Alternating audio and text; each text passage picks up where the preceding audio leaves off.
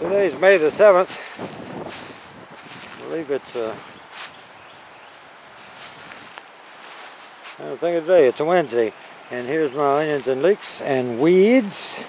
We'll be down here in a couple more days and we'll get in there and weed this stuff out. Some of you may already know this, but some of you may not. To get a full-size onion you need 13 leaves, and each one of those shoots is a leaf. And I've got some in there that's got 8. That one right there has got 8, which isn't bad this early in the season. A lot of them have 4s and 5s and 6s. But when you get 8, it's a good chance that that one can get to 13 in another 2 months.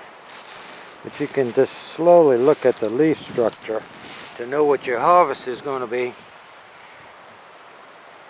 Well, most of them are 6s and 7s and occasional 8s.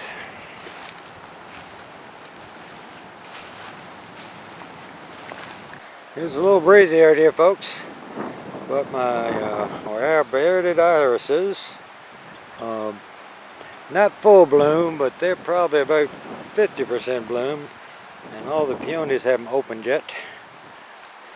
But these are some beautiful old bearded irises. They're well over 100 years old.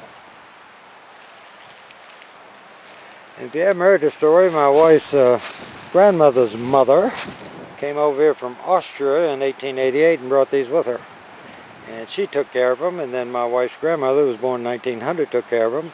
And then my wife's mother, that was born in 1920, took care of them. And now my wife's turn to take care of them. But they're quite gorgeous. It's a shame they don't open up more so you can see how gorgeous they are. And get the sun behind them. And let the sun get through the petals. There's still a lot of flowers open. The thing with the iris is, if you plant an iris and then you get 4 or 5 flowers and you get nothing in the center, and then you get more flowers and the center grows and grows. These probably, when they were planted here, were 1 each. And now look at them. And the center ones generally won't rebloom. So when you're looking at having to divide your irises, you see here you've got flowers on the outside and nothing in the middle. And see, there's a big hole with no flowers because they're old irises. And our poor fig tree has no foliage at all anywhere. And we have one across the street, and the one across the street has got some shoots coming out of this color wood. But there's a big difference between that color and this color. In fact, across the street I took one of these, and see, it's still green in there. One across the street, when I did that, it was DOA dead.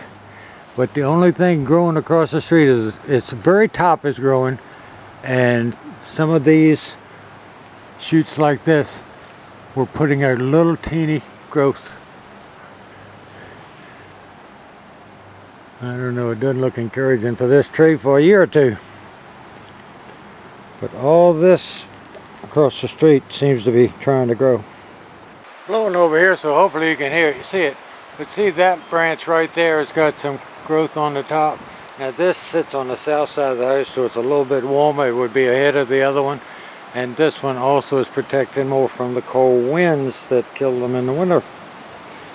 And then if you look right there, there's at least leaf growth coming out of this type of wood. But nothing out of this type of wood, which I think is pretty much gone.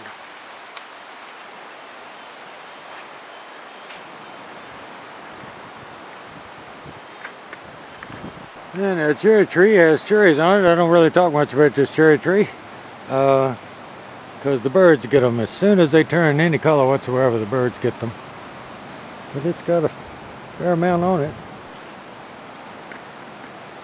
Yeah, hydrangeas have filled in since I took all the puffs off of it and cut back all the dead. This one gets a little more light in the afternoon.